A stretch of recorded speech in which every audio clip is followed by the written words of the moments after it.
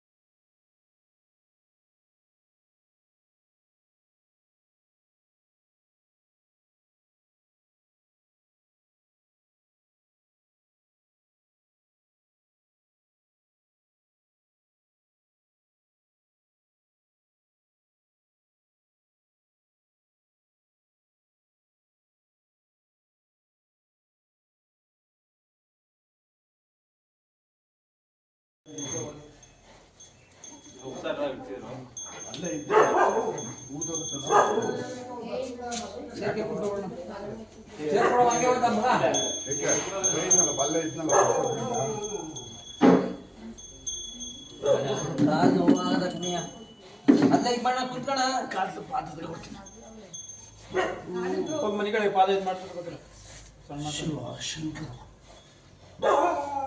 ಅಲ್ಲ ಇದು ಬಂದಲ್ಲ ದೇವ್ರ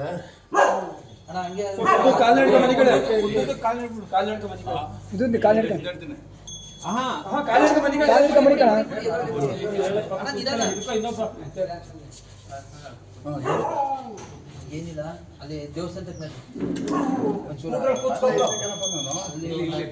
ಈಗ ಅವನು ಹೋದಾಗ ಒಂದು 10 ನಿಮಿಷ ಅಲ್ಲಿ ಬನ್ನಿ ನೀವು.